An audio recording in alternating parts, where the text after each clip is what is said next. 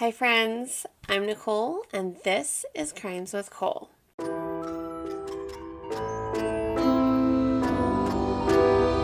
So, hello. How are you guys doing today? I hope you guys all are having an amazing day. I hope you guys are ready for part 2 of the Theresa Knorr case. If you have not watched part 1, please go do so now and then come on back.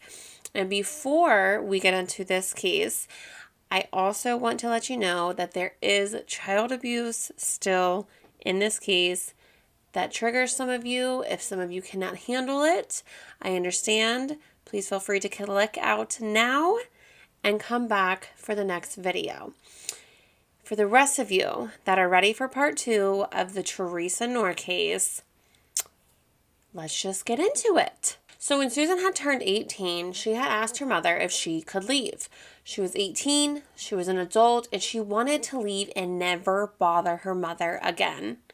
Theresa grabbed a knife and stabbed Susan in the leg with it. And it was deep enough so that it would draw blood, but not enough that it would cut any major arteries, causing her to bleed to death. After all that Susan has been through, after all the beatings, the malnutrition, the gunshot wound, the infections in her body, and now this stab wound, I mean, her body has been pushed to its limits and it just started shutting down. She started to fall in and out of consciousness and it became extremely clear she was dying. And they all knew it. And Theresa felt it was at this time that she needed to do something, but not something to save Susan, but to get rid of the problem Susan is causing. So she decided the best way to go about this would be to dump Susan off somewhere in the middle of the woods, in the middle of nowhere, so that she could just die alone. And that way she's out of sight and out of mind for Theresa. She could claim some story, that she ran away again and she has no idea where she is. I mean, Theresa's beyond manipulative, so I'm sure she could easily come up with something. So, for the very last time, she tied up Susan's wrists and ankles, put tape over her mouth so she couldn't scream, and instructed her 2 boys to go gather up all of Susan's belongings and put them in the car, then come back and carry Susan out to the car. The 4 of them started driving, and when they reached this plot of land that was out in the middle of nowhere with just trees and woods all around, Theresa pulled the car over, told the 2 boys to get out of the car, get all of Susan's things out of the car, and throw them in a pile, on the side of the road, kind of back towards the wooded area.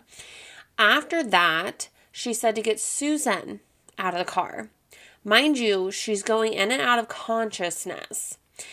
They get Susan out of the car and they put her on top of all of her belongings. And I'm just going to fair warn you, at this point, it gets very intense. Theresa herself goes and grabs a can of gasoline from the car and starts pouring it all over Susan and her belongings that she's lying on top of. Theresa then throws a match onto Susan, who's drifting in and out of consciousness at this point still, setting her on fire, and then gets back into the car and leaves her daughter there to burn to death. The next morning, some woman was walking and noticed the fire. Now, this is in California in the summer, so she figured it was like the start of another forest fire. As she approached the fire, she smelled this god-awful smell. Probably a smell she's never going to forget. And at this point, she turned around and ran back to the road to get help. She flagged down this truck driver who had a fire extinguisher in his truck. So he hops out, he runs back to where this fire was to put it out. And when they did, they both saw charred human remains. They had ran back to the truck and called 911. When the police arrived, they were ready to start investigating this case. They started collecting as much evidence as they could, just any and everything, because they knew that this was going to be a more challenging case because this body had been burned to an unrecognizable state. I mean, the only way to really identify them would be to go through DNA or dental records. But remember, these kids weren't allowed to go to the dentist or doctors once they had moved into that apartment. And I would bet you they rarely went when they were children unless one of her husbands had taken them because, she was always gone and drunk. So that makes this even more challenging to identify her. When she was taken back to the morgue and the autopsy was performed, after running all the dental records and getting no match, they identified her as Jane Doe and tried to collect as much information as possible to find out who this Jane Doe was. They came up with she was between 18 and 22. She was about 5'3" and weighed 115 pounds at the time of her death, which I'm somewhat shocked at. It was kind of expecting her to be closer to 90 or 100 pounds with all the starvation, she had endured over the years. And based on this information, it wasn't really narrowing down who this was, but during her autopsy, they did come across some other important information, such as she was beaten for a prolonged period of time. All of the injuries on her body and the different healing patterns supported that claim that she had been beaten for a very long period of time. They found a tumor on one of her ovaries, and it would have caused her a lot of pain. Not the type of pain that you would just take a Tylenol and it would get the job done. It was more the type of pain that you would need to go to a doctor to see, probably get something a little stronger than Tylenol or ibuprofen. Just based on the size and the placement of this tumor. They also discovered a lining of soot in her lungs, which indicated that she had been burned alive. She was lying there alive, breathing in all of that smoke while she was burning to death. The police felt extremely hopeless when they found out all of this news. I mean, they had this brutal murder that happened to this girl and they didn't even know who she was. And so how are they going to go hunting for a killer?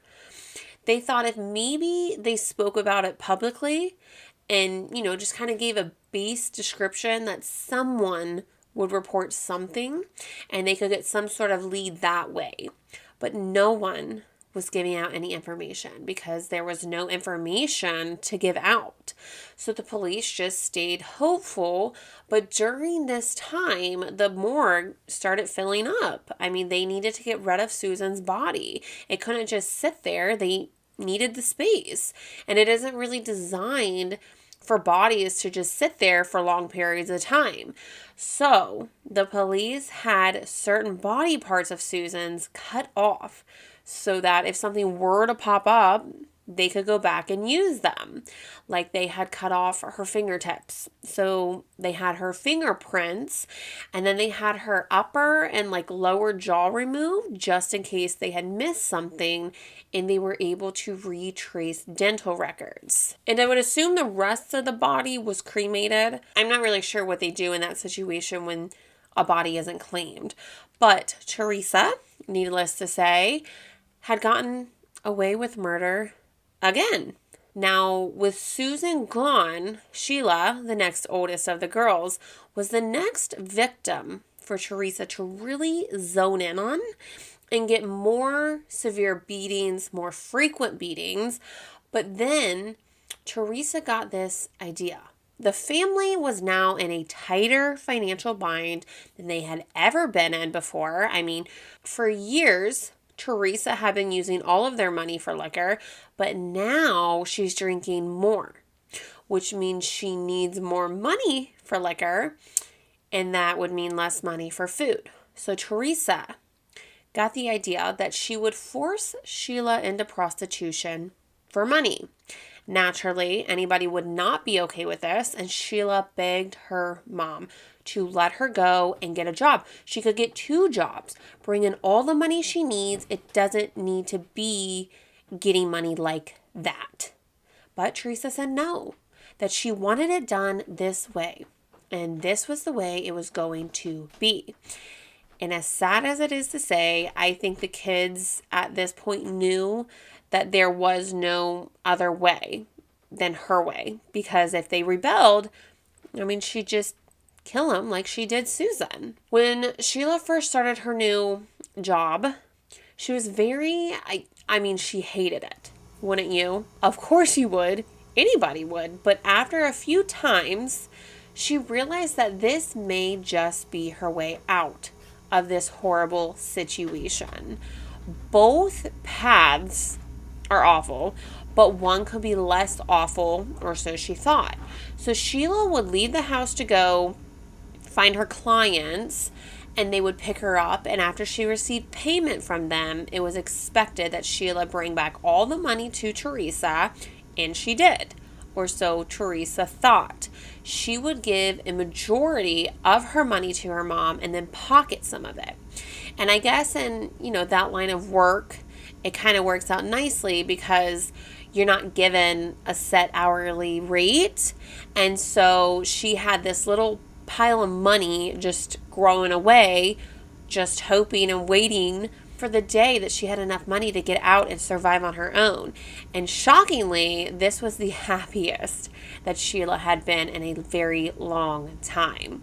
The concept of the job is not ideal for most people, but can you imagine how awful your life has to be for you to find happiness in sleeping with strangers for money? For you to have a sense of freedom to get out of that small, smelly, nasty apartment where you've been held captive for years and years. Ugh. After a couple of months, that freedom that Sheila was so excited about came crashing down as Theresa had contracted an STI. She said that Sheila must have gotten it from one of her clients, and then Theresa had gotten it from them sharing the toilet seat at home, which I don't know the percentage of that happening, but if I had to guess, it would be extremely low, like less than 1%. We all are aware of how STIs are transferred, but Theresa is delusional, so she believes it is from the toilet seat. Either way, Theresa was mad. She was infuriated for Sheila bringing this home and infecting their household. Of course, she isn't going to go take her to clear it up. I don't know how she even found out about it, to be truthful with you, but she knew that Sheila had to be punished for this. She had tied up Sheila's wrists and ankles like she had done Susan, but instead of shoving her under the kitchen table, she shoved her in this tiny cabinet and refused to allow her to come out to use the bathroom, and she wasn't allowed to eat or have water. She was forbidden to leave this cupboard.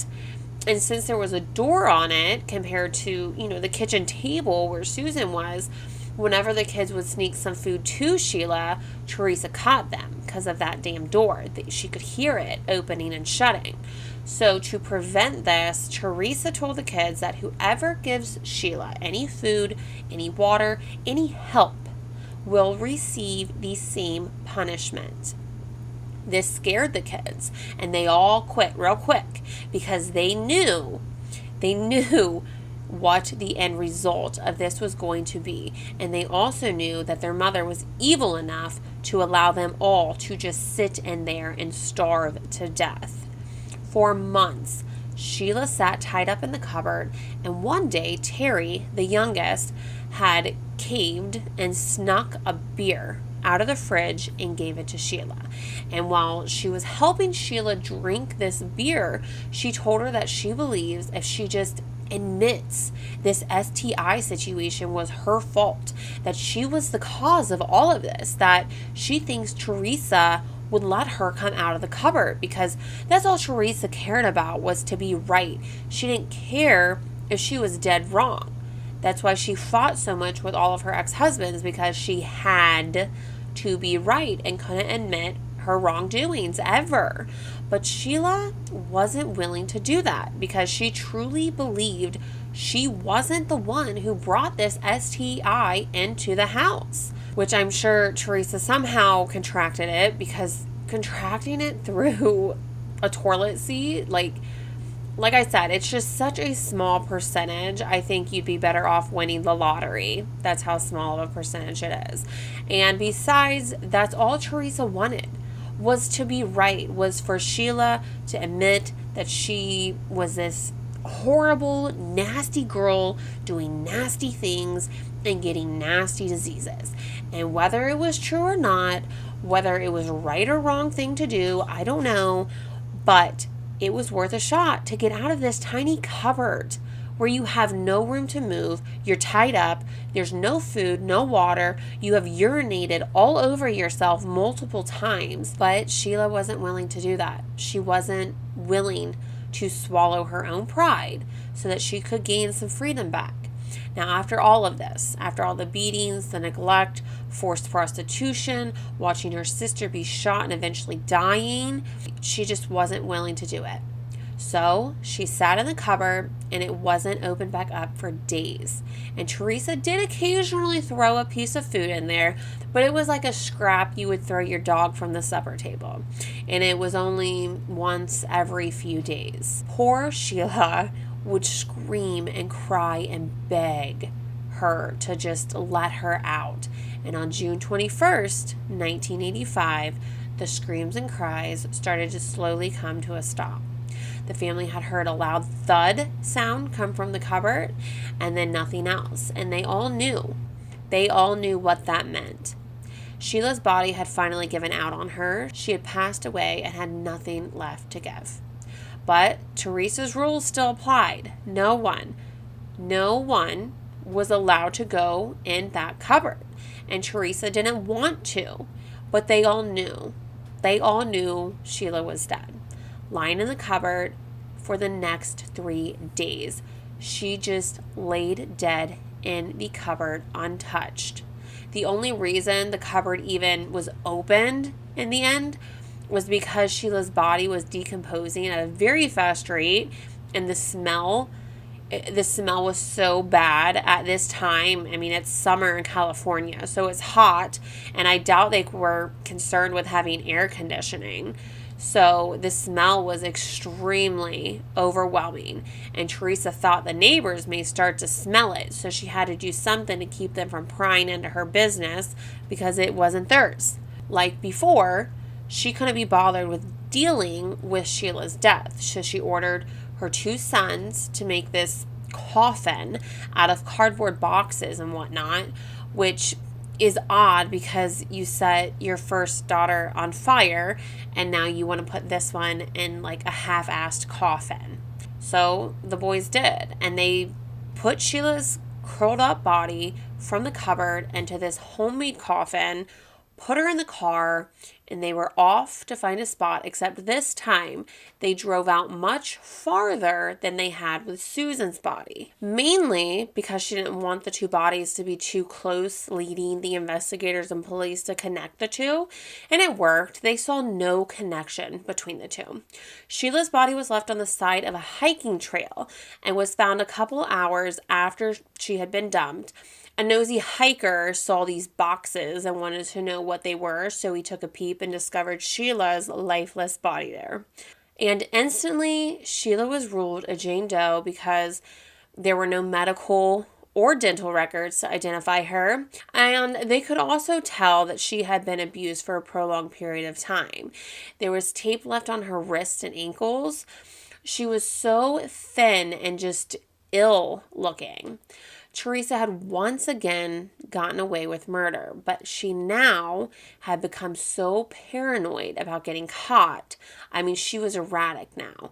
She felt police were onto her. She thought that the smell from Sheila's decomposing body was going to be what led the police to her.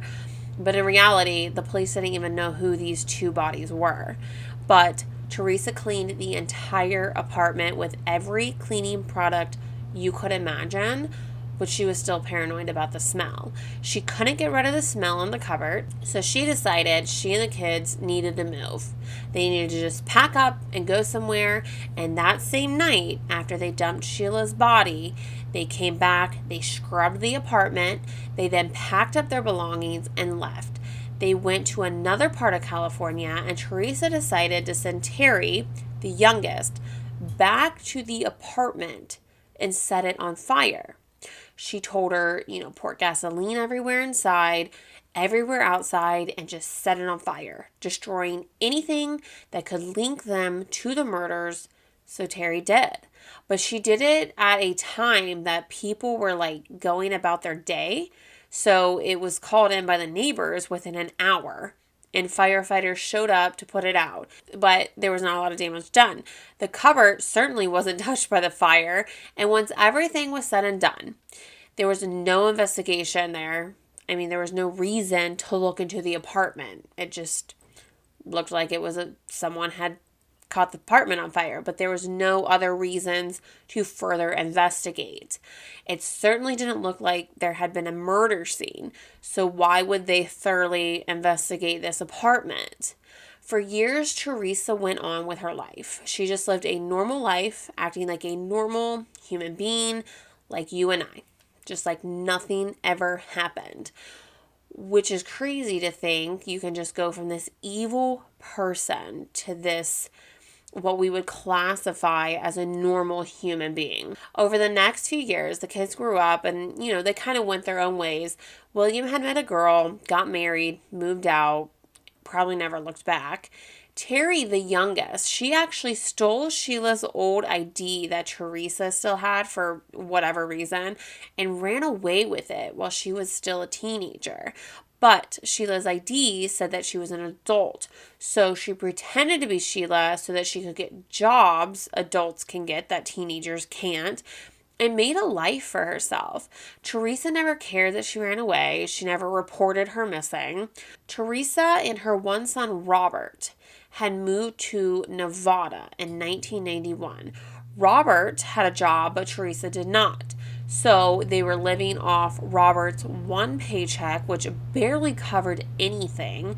And Theresa told Robert she wasn't going to go get a job and he needed to figure it out, bring in more money. But Robert certainly didn't want a second job, so he came up with the idea to rob a bar. He robbed a bar called Red's Place, and he literally walked into the bar with a gun and pointed it at the barkeep and said, "Give me all your money."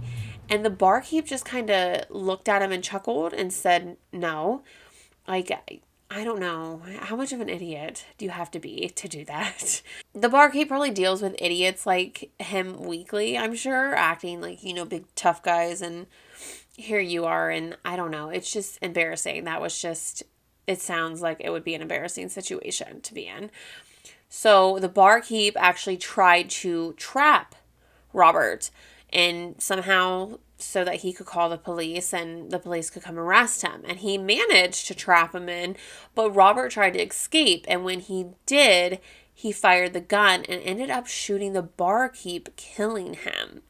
And this bar was filled with people. Like I said, he had an idea to rob the bar, but not a plan on how to accurately do it. So he was sentenced to 16 years in prison for second-degree murder. Theresa didn't care, but she did care that police could potentially start sniffing into her past, figuring out her dirty secrets. So she packed up and set off to Salt Lake City, Utah, where ironically Terry lived. Neither of them knew this, so Theresa went out and got her first job. She was a caregiver to this elderly woman. Now, the elderly woman's son had owned an apartment building, and as part of the arrangements they made, Theresa would get to live in the apartment while she was caring for this elderly woman. She was receiving benefits too, so, she had a nice little setup going on for herself and had some money. Terry, the youngest, she started her own life and, started making friends. And as she began to make friends, she'd tell them about, what all she had gone through in her childhood and realized just how wicked her mother is and how messed up it was for her mom to do that, period, to someone. Because, you have to remember for the longest time, it was just those kids inside those four walls being abused. That's all they knew. And for all they knew, that was normal. That's what everybody else did. That everybody else trapped their kids inside of the apartment and would beat them. But now that Terry's older, now that she's out in the real world making friends who did not have a life like that, this is really starting to open her eyes on how her childhood was far from normal, and she felt confident and safe enough now in her new life to go do something about it. She contacted the Salt Lake City police and would report all of this, but they kind of blew her off because all of that abuse had happened in California. So the police just kind of brushed it off because, it was in another city. And that may not be how it's supposed to go, but that's how they were treating Terry. They never believed her, nor were they quick to return any phone calls or even really try to help her, which was very, very frustrating for Terry because she felt no one wanted to help her and she just wanted justice for her and her siblings, especially for Susan and Sheila. One day, Terry was watching TV and it was a show called America's Most Wanted. And in this particular episode, it was a cold case of this murder that was extremely similar to her sister's case. And this triggered something in Terry's mind, making her think that, maybe these people care. They cared about cases that are so similar to my sister's. Maybe they'll care about helping me solve her case and getting us all the justice we deserve. So she had called them and they listened to her entire story. And they told her to call the California Cold Case Department because Salt Lake City can't do anything. They don't have the right documents like California would, or evidence, or just anything that could really help her. They don't have. So as soon as she had hung up the phone, she called California's police department and they listened and ended up sending an officer out to speak with her in person. And for the first time ever, Terry felt heard. She felt believed, and they did believe her. They truly believed her because Terry was telling them details that they never made public yet. It all lined up with these Jane Doe cases. Like, she told them how Susan had become incontinent and had to wear adult diapers. And the police remember when her body was found that there were a pack of adult diapers there, which is odd for a young girl to have those on. So it's something that always kind of stuck with them. They asked Terry if she'd be willing to give a DNA sample, and of course she said yeah. So they ran it against, all the Jane Doe cases and their database, and they got 2 matches to Susan and Sheila. Terry told them that Robert and William were the 2 to help, and so police decided, they needed to contact them, which they were easy to find. Robert was still in prison, and William was, living a normal life and had a house and wasn't trying necessarily to hide, so you could, look up his address. After contacting both boys and questioning them, they denied everything. Everything that happened, all the abuse, the deaths of their sister, just everything. How can you tell me you didn't notice your sister's tied up underneath the kitchen table? And then suddenly the police told them something, and it changed their perspectives real quick because they knew that those boys did everything out of fear of their mother. They were acting under distress. Once both boys knew this, they were quick to tell the police every detail. And police knew at this point, since everyone's stories had matched up, that everyone was telling the truth. So the next step was to find Theresa, but she could be anywhere. So they got to work. In the meanwhile, Terry decided to go on to the local news station. And remember, she lives in Salt Lake City, and so does Theresa. But she felt her story needed to be told. After the story had aired, Theresa ironically ended up quitting her job that next day, going to the bank and withdrawing $4,000, which would sound like she probably saw the news and was ready to run. But before she was able to run, the police arrested her. Theresa had obtained a driver's license and put her real address on there. So she wasn't too hard to find once the police, started digging and searching. Her landlord was actually there when she was arrested, and when they questioned him, he was in utter shock because he thought she was such a loving, caring person. He told them that for the last 15 months, she was with them 24 hours a day. I mean, they considered her a part of their family, and he had nothing bad to say about her. In November 1983, Theresa was charged with 2 counts of murder and a load of other charges too. And Robert and William were both charged with accessory to murder, but because they acted under distress, their sentence would be a lot less. Robert, though, was offered a plea deal if he were to testify against his mother, which he took because he was already in prison. He wasn't trying to add any more time. Initially, when Theresa's trial had started, she pled not guilty to all charges. But when they came out and said they were going to give her the death penalty, she quickly changed her mind and made a plea deal of her own. She said, "If I plead guilty to all charges, please take the death penalty off." And they agreed. William was actually acquitted of his charges, but he was required to go to therapy he should be going to from the moment he had left his mother's house, in my opinion. He should have been in therapy. And Robert was actually given a little bit of time. I'm not sure how much, and I'm not sure why he got a little bit of time and William didn't, but he did. And I don't know if maybe because he had killed that barkeep, they figured, he was kind of a loose cannon. I'm not really sure. But it wasn't too much, but he did get a little bit of time. Theresa got life in prison and will be eligible for parole in 2027 when she will be 80 years old. Crazy. It is just crazy. I don't feel like they should have took her plea deal. I feel like she should have got the death penalty regardless. But you guys are going to have to let me know what you think. I think she is the devil in a human form to do that to another person, specifically your own children. It's just devilish. But let me know what you guys think. Until next time, please remember to be safe, and I will see you then. Bye.